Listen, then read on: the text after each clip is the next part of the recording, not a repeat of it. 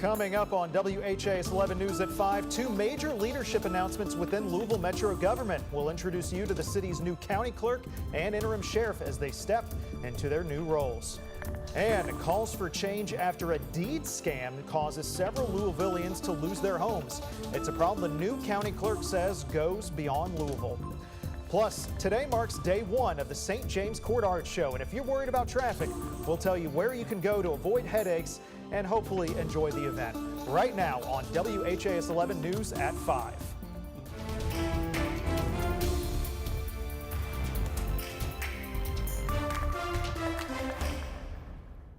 And just into the newsroom, Sean Diddy Combs is sentenced to 50 months in prison for his conviction on two prostitution-related offenses. Thanks for joining us at 5. I'm Conroy DeLuche. Combs has already spent 12 months in a Brooklyn jail, but gets credit for the time served. Federal prosecutors argue that the rapper deserved at least 11 years in prison, while Combs' attorneys asked for a sentence of no more than 14 months. We'll have more on the story later in a newscast. Now here in Louisville, longtime public officials Jefferson County Clerk Bobby Holsclaw and County Sheriff John Aubrey died last month. Now we know their replacements. Louisville Mayor Craig Greenberg made that announcement this morning. WHAS11's Alexandra Goldberg spoke with incoming Sheriff David James and incoming Clerk David Yates, who will serve in these positions through at least the end of next year.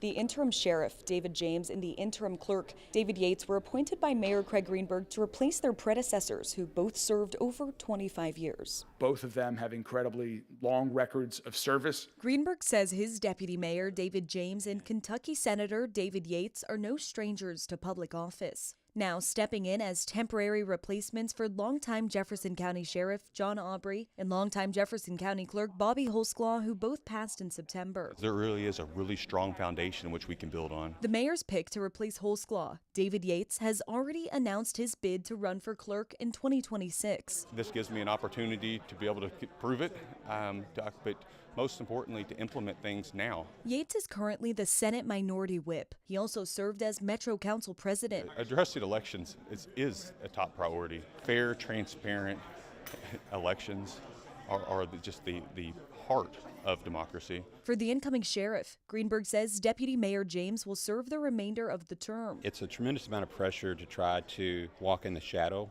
of Sheriff Aubrey, but will not run in the election next year. James is a retired LMPD officer and former Metro Council president. He will also be the first black sheriff of Jefferson County. I am the beneficiary of a lot of other people long before me for generations that made this possible. They'll serve until the next election in November 2026. In Louisville, Alexandra Goldberg, WHAS11, on your side.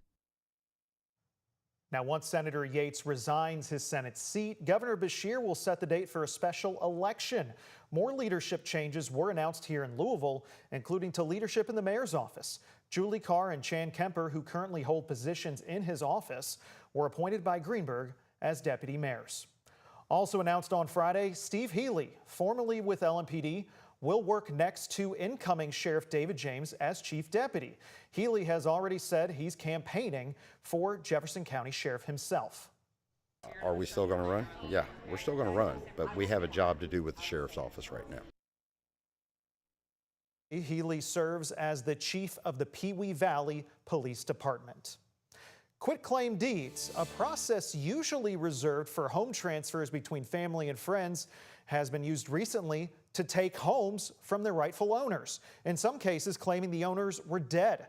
The story you heard first here on WHAS11, now prompting a call for change. Today we hear because the 89-year-old beautiful senior Miss Dorothy Tarpin's home was stolen through a fraudulent deed transfer.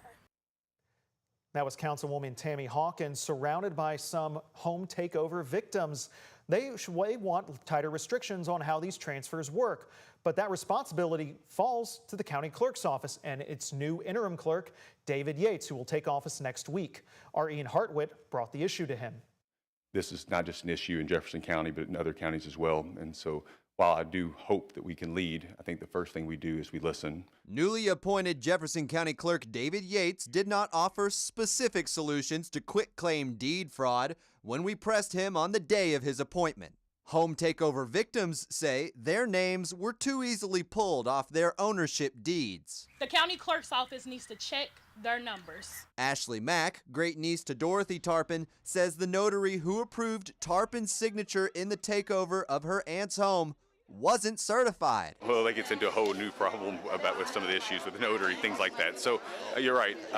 We got to sit down and figure out what works best. And so there's definitely lots of different avenues. I am my brother's keeper. Patricia Wright wants to prevent people from becoming takeover victims like her. She says requiring a death certificate for quitclaim deeds would be a start. How can somebody go and pronounce me dead and not have a death certificate or anything? How could they do this to me? And I just felt horrible that somebody had just gone downtown and said, she's dead. You know, oftentimes these things can happen in just a matter of weeks. Metro Police spokesperson John Bradley said that police quickly suspected the forgery before Russell Cheatham turned himself in and was charged with stealing Tarpon's identity and having the false deed. He's pled not guilty.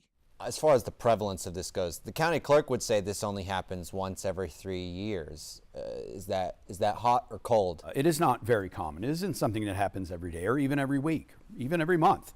But it is not something that we are not familiar with, and it has happened more than once. In Louisville, Ian Hardwick, WHAS 11 on your side.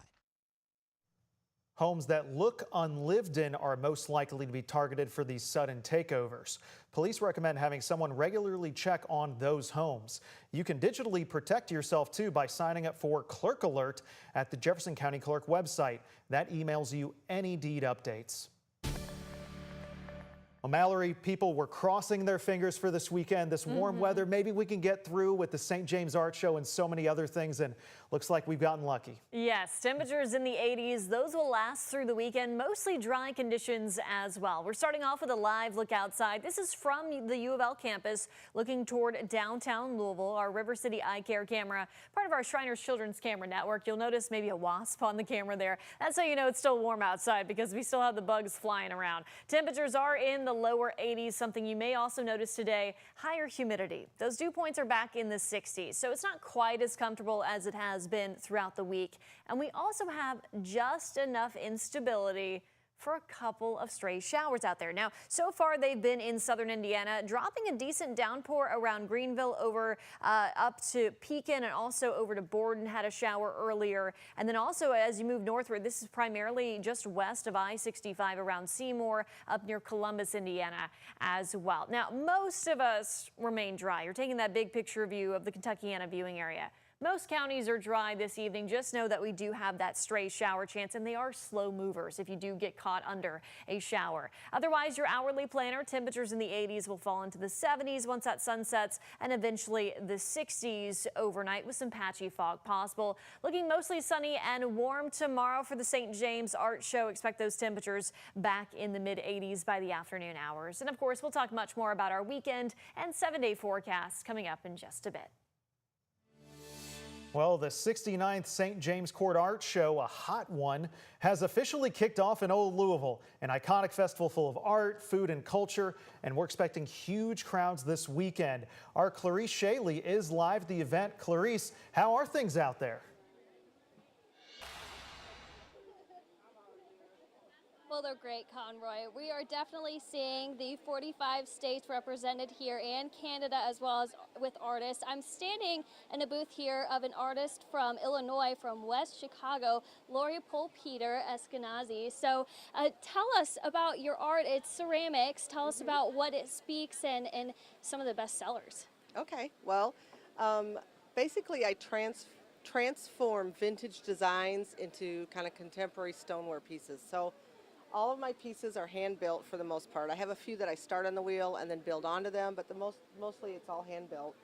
And I use pieces of vintage lace, antique buttons, embroidery work to press into the clay, and then the negative space pops forward, and for me that looks like a tile.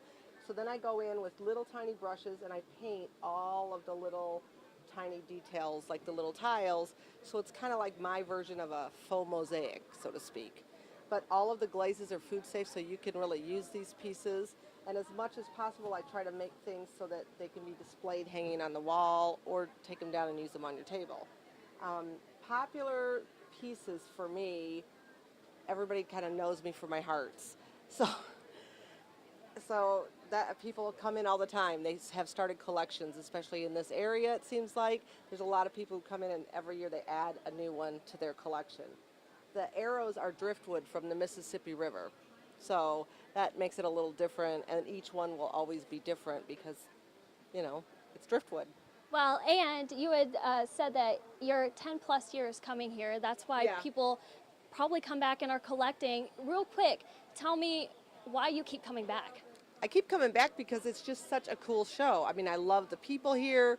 I love the location of the show. I mean, to walk around and see these gorgeous homes, it's just beyond me, you know. So it's really fun to come. Plus, Louisville has the best restaurants, and my husband and I are foodies, so it's really great to come and try. There's always new restaurants and there's always new stuff. So yeah, we love it. Well, Lori, it's great to see you back here again. Her tent here is right next to the fountain at St. James Court, and it is close to closing time here Friday, but you can come back tomorrow, Saturday at 10 a.m. to come and visit her tent and others. Conroy? All right, Clarice, thanks. Great to have her in town. Now, the area around St. James Court Art Show is going to experience some traffic headaches this weekend. That's because St. James Court, Belgravia Court, Magnolia Avenue, 3rd Street, and 4th Street are all going to be closed in Old Louisville. And that means traffic will be restricted through Sunday. Magnolia Avenue is not even going to reopen for normal traffic until 9 p.m. on Sunday once the event's over. Now, TARC and PARC are trying to help you avoid all those traffic headaches this weekend by offering round-trip busing to and from the Brown Hotel to the art show. Now, you can park your car at the Brown Hotel parking garage on 3rd Street for $15. Then look for a sign near the garage for a round trip to the art show. The first bus will leave the Brown Hotel parking garage at 10 a.m. on Saturday and Sunday. The last bus will leave from St. James Court at 6:30 tonight and tomorrow night, and at 5:30 on Sunday. Coming up here at home, what one Louisville nonprofit has to say on both the shutdown and its impact on average citizens. But first, the latest on the third day of the federal government shutdown and why both parties still are not seeing eye to eye. And here's a check of today's Kentucky Lottery jackpots. Mega Millions $520 million, Powerball $195 million.